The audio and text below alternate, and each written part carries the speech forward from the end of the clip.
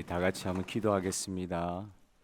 하나님 아버지, 시드니 중앙장로교회 43주년 이 생일에 주일을 허락하여 주신 주님의 은혜를 찬양합니다. 그건 무엇보다 우리 주 예수 그리스도께서 사망권세 이기시고 부활하신 이 주일에 주님의 백성들을 불러주셔서 예배받아 주시니 감사합니다. 오늘 말씀 나눌 때 부족한 것은 우리 주님의 성령 뒤로 숨겨 주옵시고 하나님의 부활의 권능이 말씀으로 임하는 시간으로 축복하여 주시옵소서.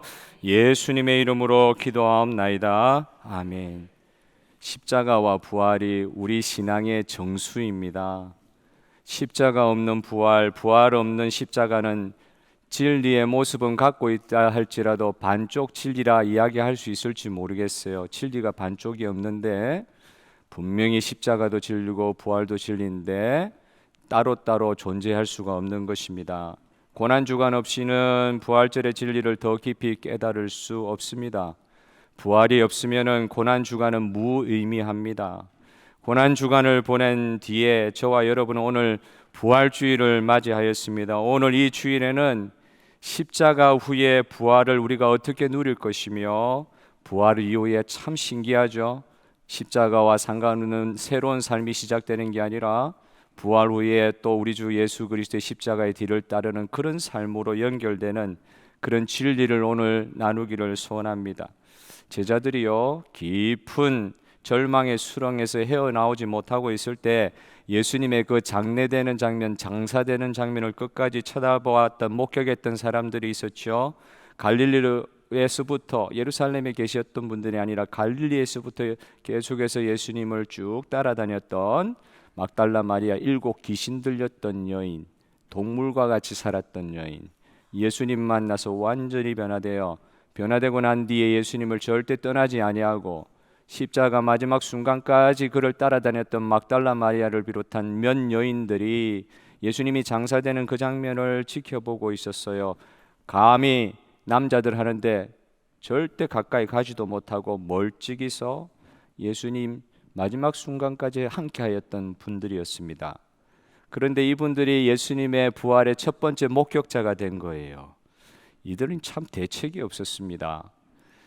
예수님에 대한 사랑 때문에 돌아가신 예수님 향품을 조금이라도 더 몸에 발라드려야 되는데, 시체에 발라드려야 되는데 아마 안식 후 급하게 구해서 그걸 준비하고 있다가 아침 동트기도 전에 새벽녘에 부지런히 달려서 예수님이 묻히셨던 그 무덤의 장소를 기억하고 거기 갔는데 사실 대책이 없는 거예요.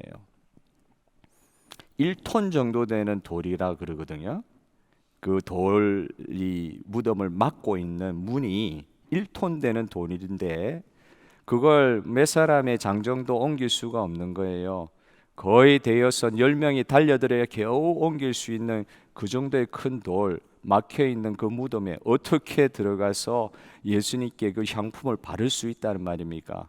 그런데 마음은 복받쳐 오르는 거예요. 내가 주님 가시는 마지막 순간에 이거라도 해드려야 된다 하는 그런 마음으로 준비해서 갔지만 사실 대책 없이 간 거예요. 남자들이었다고 하면 안 갔을 거예요. 계산하고는 안 갔을 거예요. 그런데 이분들은 뭐 합리적인 계산 이런 거 없어요.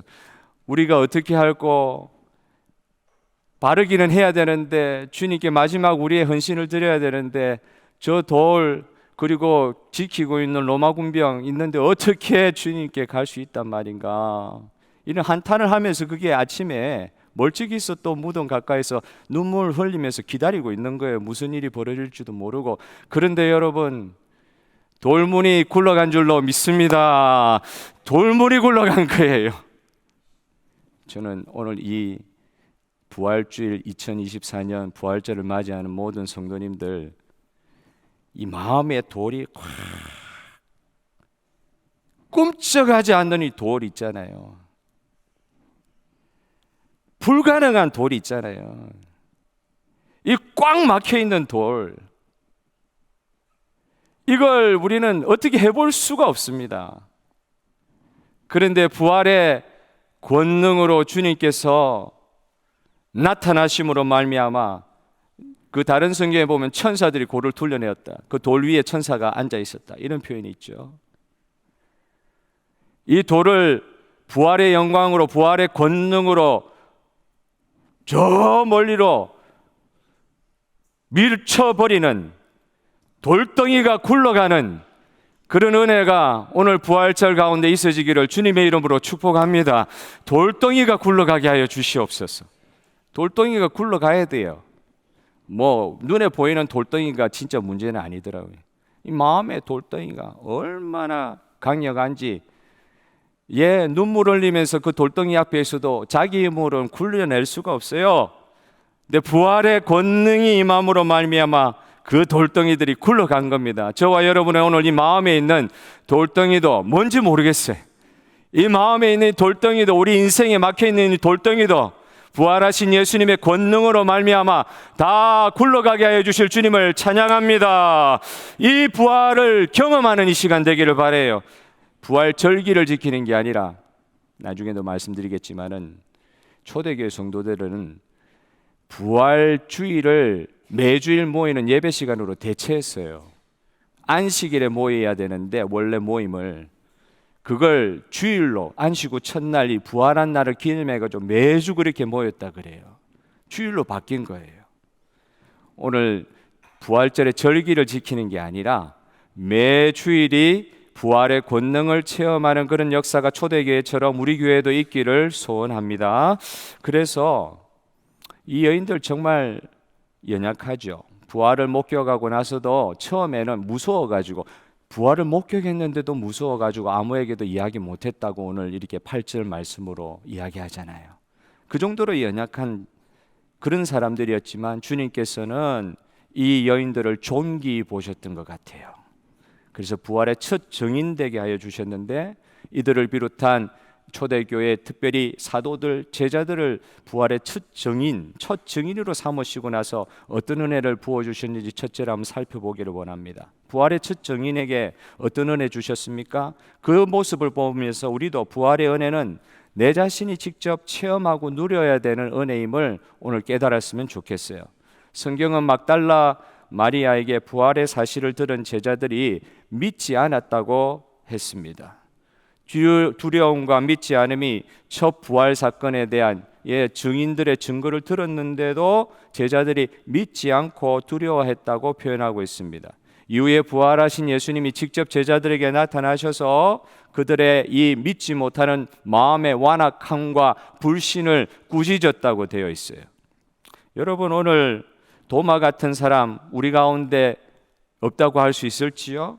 도마 같은 사람은 예수님의 못자국에 손가락을 집어넣어야 그때부터 믿기 시작했다고 이야기하고 있습니다. 눈으로 보지 못하고 내가 체험하지 못하는 것은 절대 믿을 수 없다고 하는 그런 가치관을 가지고 있는 그런 경우들이 많이 있을 수 있다는 거예요. 이 시제도 보지 못하면 도저히 믿지 못하겠습니다 하는 그런 마음으로 혹시 예수님을 대하고 있는 건지도 모르겠어요. 마귀는 우리의 이런 연약함을 항상 노리는 것 같습니다.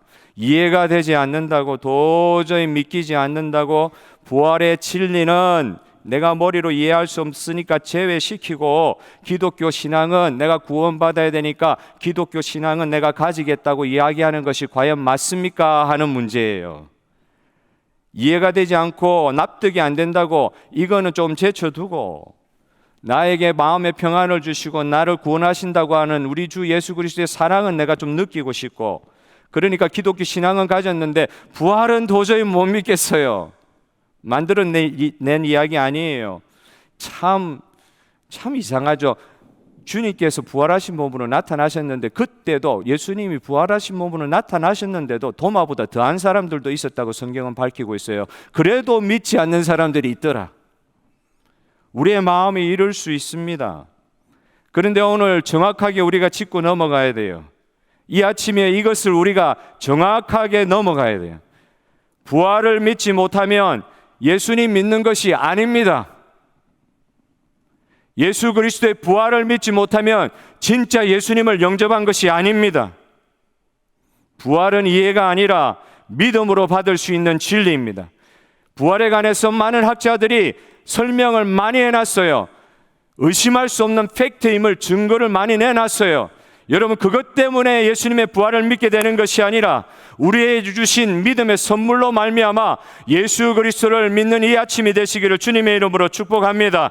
이해해서 믿는 게 아니라 우리에게 주신 믿음으로 예수 그리스도의 부활을 믿게 되는 것입니다. 부활의 실제 객관적 사실을 내가 주관적으로 우리의 믿음으로 수용해야 부활의 생명의 역사가 우리 가운데 나타날 수 있을 줄 믿습니다. 여러분, 성령이 눈에 안 보이시잖아요. 성령이 눈에 안 보이십니다. 그러나 우리 안에 계신 것을 우리가 믿을 때에 성령 충만의 역사를 우리가 이 아침에도 체험할 수 있는 것입니다. 믿음이 중요한 것입니다. 우리의 익숙해져 버리고 당연해져 버린 감각, 수십 년 동안 예수 믿다 보니까 어떨 때는 무관심해질 때가 있어요. 감각이 그냥 당연하게 받아들일 때가 있어요. 우리가 받은 구원이 얼마나 위대하고 놀라운 것인지 그 감격을 잃어버릴 때가 있어요. 무관심해질 때가 있어요. 당연해져 버릴 때가 있어요. 그러면 성령이 제한될 수가 있어요. 희한한 건 성령께서 우리를 강제로 그렇게 움직이지 않으시더라고요. 우리의 경험에 머무르고 있으면 하나님의 오늘 아침 주실 수 있는 새 역사도 체험하지 못할 수 있어요. 돌덩이를 굴러 보내주시겠다고 하는데 끝까지 나는 돌을 그렇게 잡고 있으면 안 된단 말이죠. 오늘 어떤 믿음이 필요합니까? 예수님께서 이미 하셨던 말씀, 내가 죽었다가 제3일 만에 살아나리라, 이 말씀이 제자들에게도 기억나고 오늘 저와 여러분에게도 그 말씀이 기억나는 시간이 되기를 바랍니다. 말씀이 기억나야 돼요. 그런데 말씀만 있으면 안 돼요. 말씀이 있는데 누가복음 23장의 말씀처럼 그 말씀을 다 아는 것 같아도 알지 못했던 그 제자들에게 말씀을 풀어주실 때에 어떤 현상이 일어났어요? 말씀을 풀어주실 때 마음이 뜨거워지는 현상이 일어났다고 했습니다. 여러분, 말씀만 있어서 안 돼요. 성령의 충만한 역사로 말미암아, 말씀으로 말미암아 우리의 마음이 뜨거워지는 역사가, 오늘 부활하신 예수님이 내 마음에 확실히 계심을 믿어지는 역사가 이 아침에 있기를 바랍니다. 그래서 이번 주일은 다시 한번 기억되는 주일이 되기를 바라요. 그냥 지나가는 절기가 되어지지 않기를 바라요. 부활의 영광과 능력이 우리 안에서 체험되려면 기록된 하나님의 말씀을 성령의 도움으로 확신하게 되는 단계에 일어나야 된다. 안 믿어지십니까? 오늘 간절히 성령께 간구하십시오. 내 가운데 하나님의 말씀을 믿게 되는 그런 은혜를 주십시오. 여러분, 말씀에 성령의 불이 붙어야 됩니다. 믿습니까?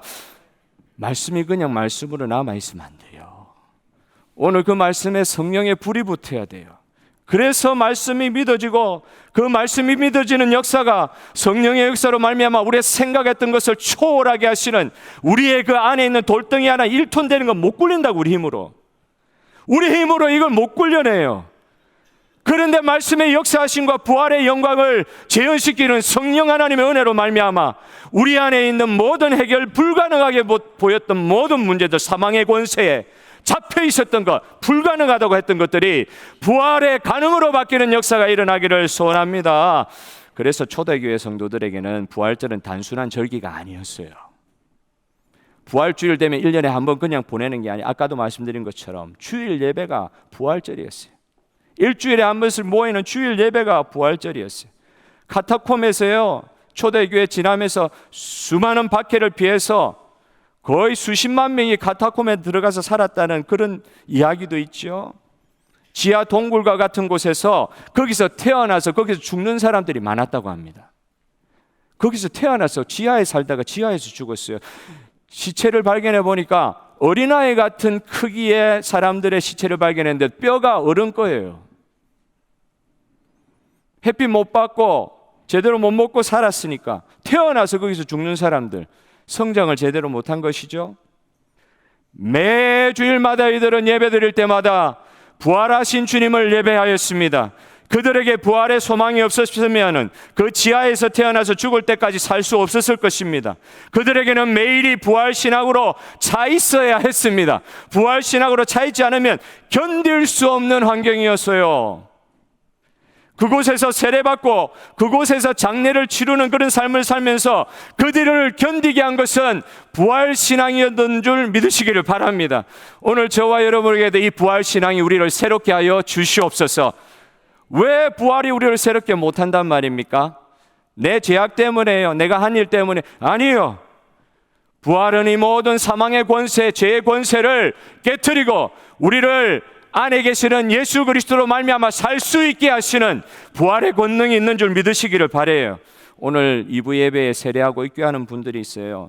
영적으로 오늘 다른 성경 말씀에 보면 이 성도님들, 저와 여러분도 마찬가지예요.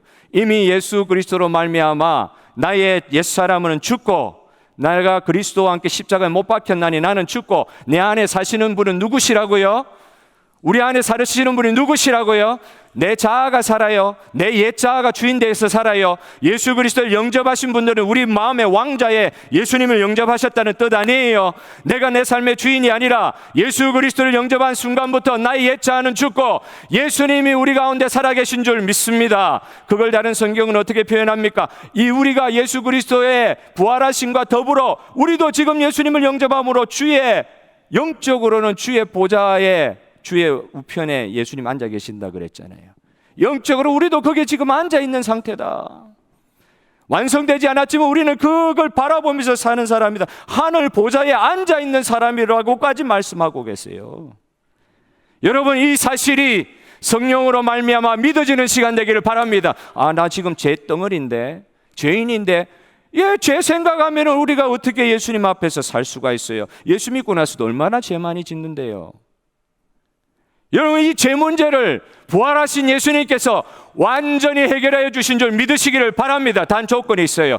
예수의 이름 앞에서 무릎 꿇고 회개하며 오늘도 우리 안에 계신 예수님 앞에 무릎 꿇을 때 우리 가운데 이 부활의 영광이 다시 우리를 새롭게 하여 주실 줄 믿습니다. 매 주일마다 매일마다 이런 역사가 있게 하여 주시는 주님을 찬양합니다. 예수님과 함께 죽고 예수님과 함께 살아나는 것을 믿는 이 세례의 자리예요. 침례하는 어느 목사님이 하시는 이야기를 누구를 통해서 건너들었어요. 우리는 뿌리는 세례를 하잖아요. 물을 뿌린단 말이에요.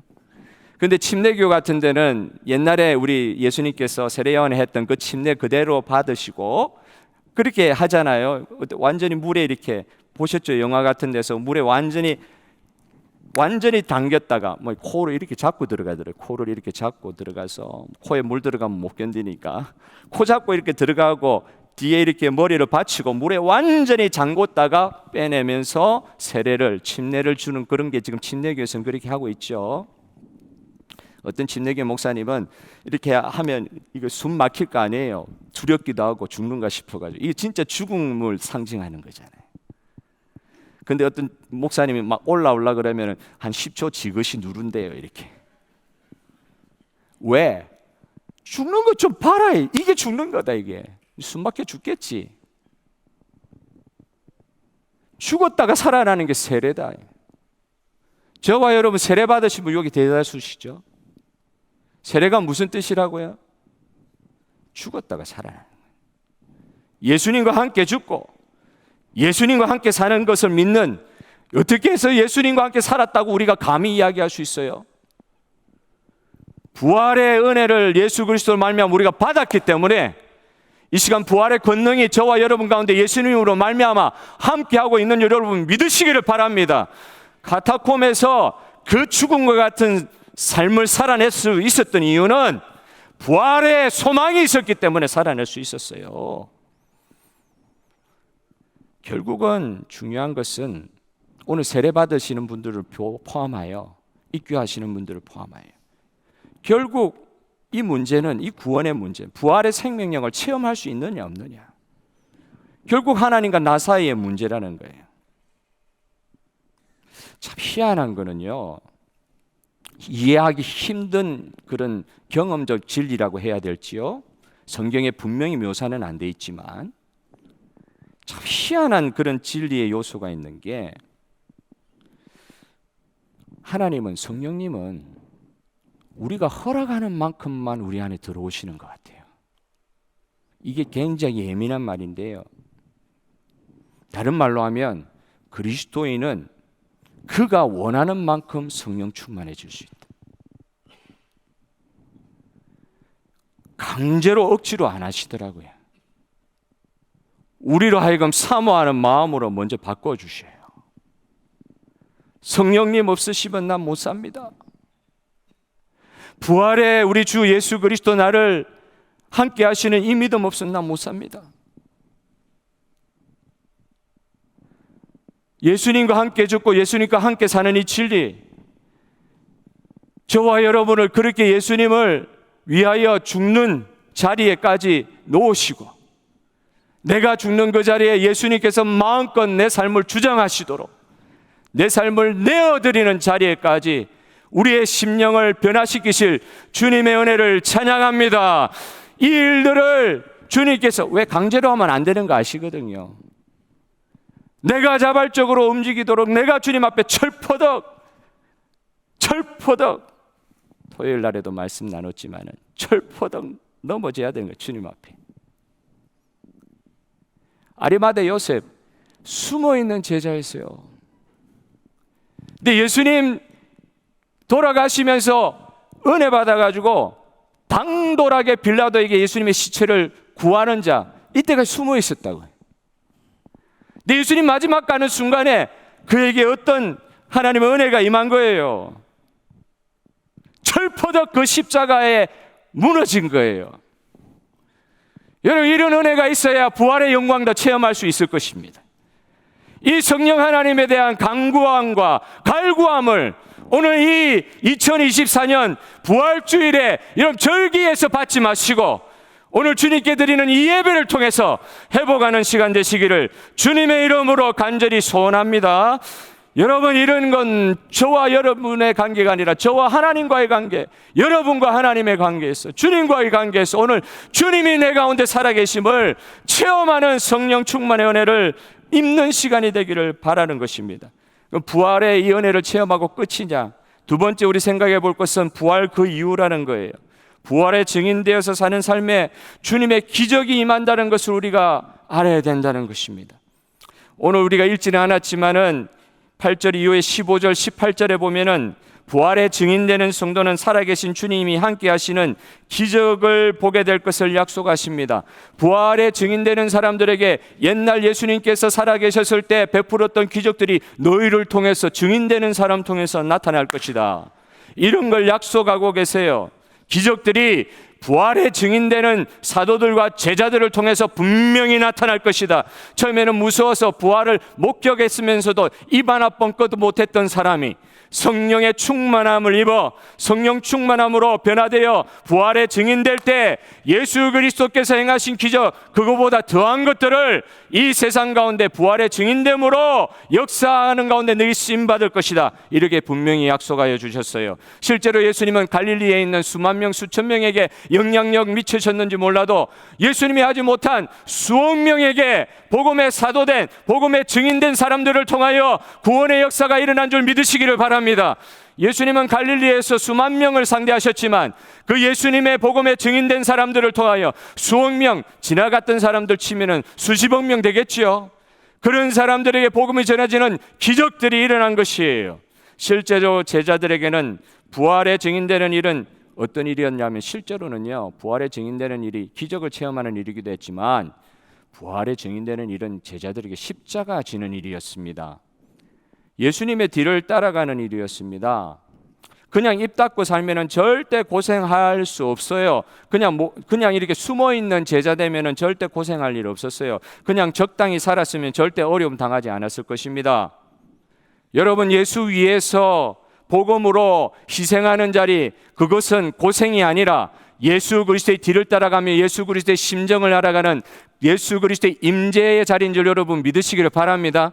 이 고생이 그냥 진짜 생고생으로 끝나지 않게 하여 주시고 예수 그리스도의 뒤를 따라가면서 그냥 입 닫았으면 아무 어려움 없었을 텐데 복음을 내가 증거하기 시작하면서 어려움 당할 수도 있는 거예요. 세상은 십자가 위에 예수님을 조롱하였듯이 복음 전하는 자 증인들을 바보 취급하고 어울릴 수 없는 사람들로 매몰차게 내어보낼 수도 있을 것입니다. 많은 사람들이요, 지금까지도 안 믿는 남편이나 안 믿는 친척들 하시는 말씀을 들어보면, 야, 부활의 증거를 한번 보여달라. 네 부활했다 그러는데 그 증거가 뭐냐? 이런 이야기들을 많이 하세요. 그래서 학자들이 많이 연구해가지고 부활의 증거에 대해서 반박할 수 없는 논리로 이야기한 것들이 많아요.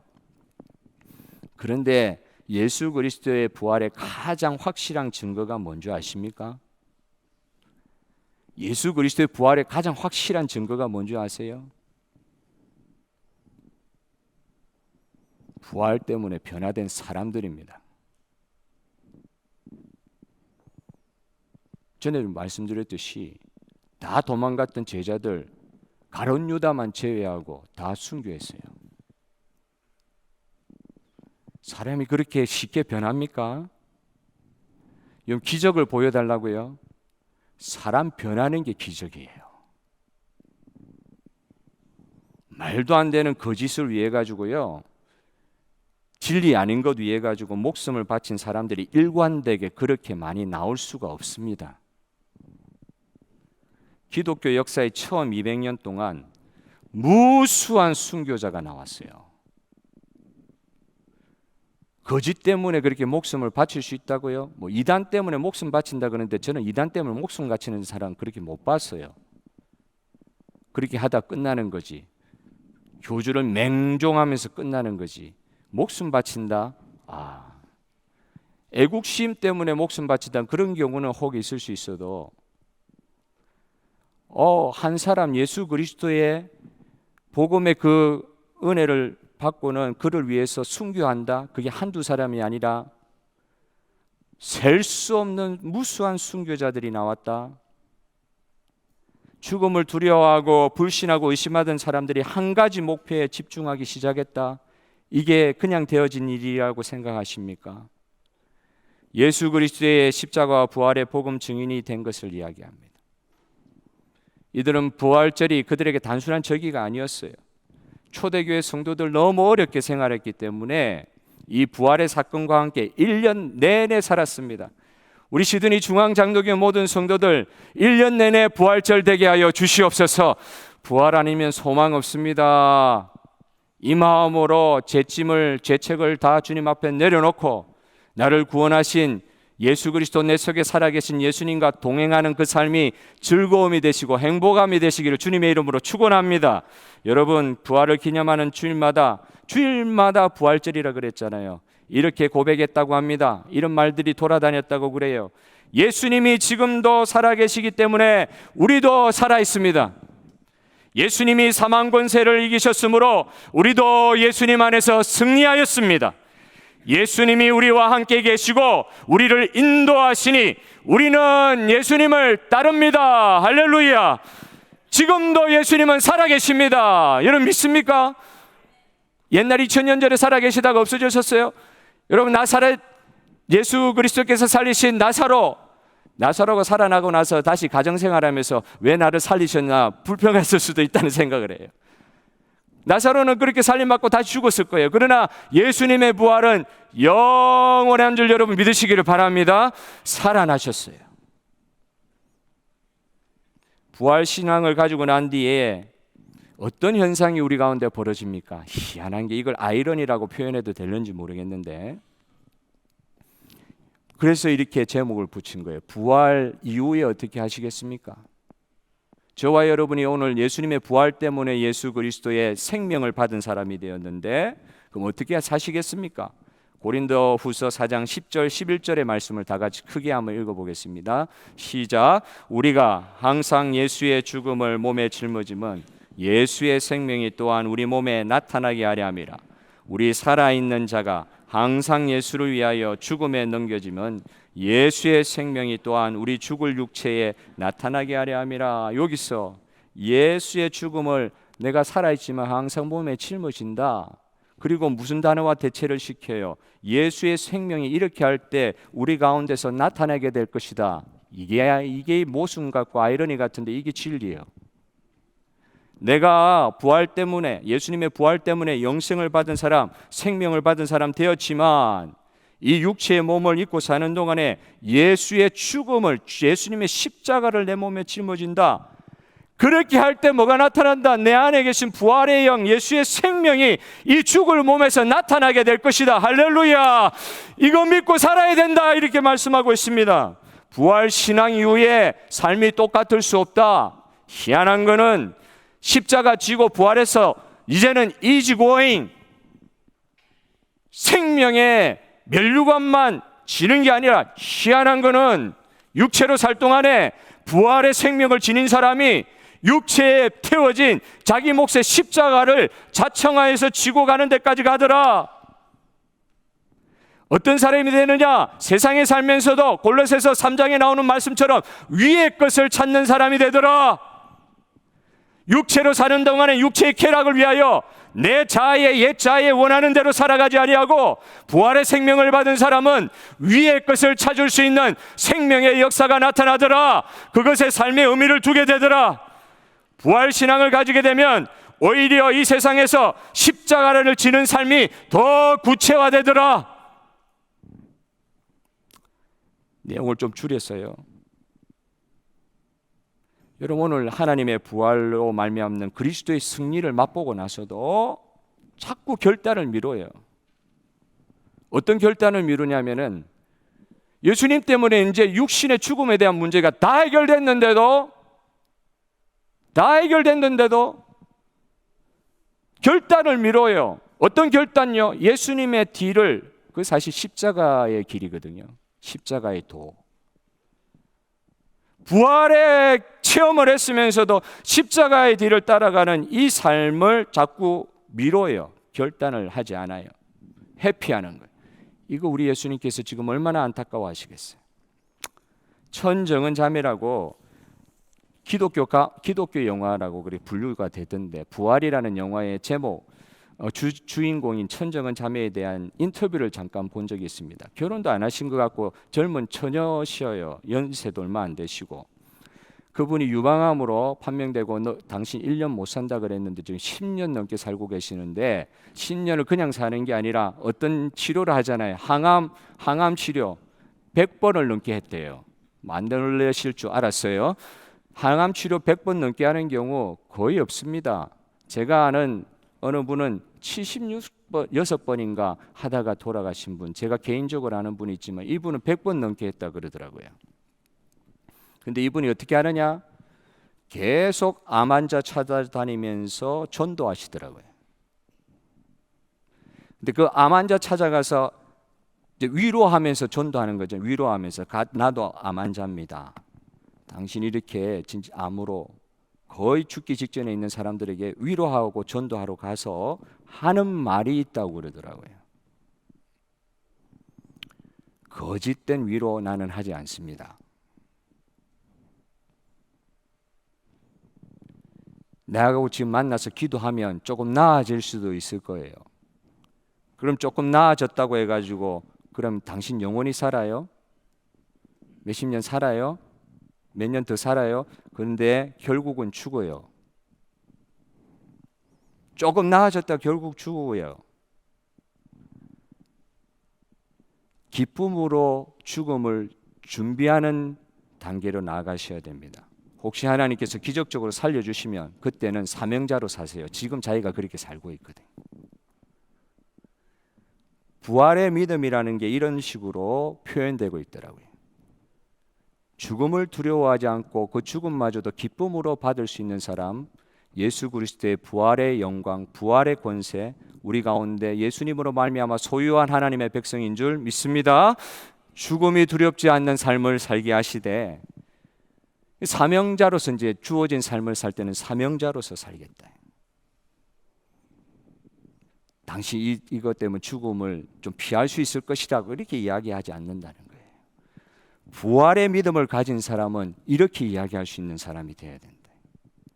저와 여러분, 오늘 사망 권세의 돌덩이들이 다 물러가는 이 아침이 되기를 주님의 이름으로 축복합니다. 근심, 염려, 걱정, 나의 죄책, 나의 죄책감, 나를 억누르고 있는 나의 못난 것, 예수 그리스도께서 십자가로 우리 죄 문제 해결해 주셨을 뿐 아니라 부활하심으로 말미암아 우리를 딱 사로잡고 있는 죽음의 권세, 사망의 권세를 해결하여 주심으로 우리로 하여금 주님의 십자가를 질 수 있는 사명자로 변화시켜 주신 줄 믿으시기를 바랍니다. 이 아침에 결단 있게 하여 주십시오. 결단. 예수님의 부활로 말미암아 죽음도 어찌할 수 없는, 죽음도 기쁨으로 맞이할 수 있는 사명자로서의 주님 뒤를 따라가는 자로서 살게 하여 주십시오. 그 은혜 받아 누리기를 바랍니다. 오늘 특송하심으로 하나님 앞에 예물을 드리도록 하겠습니다.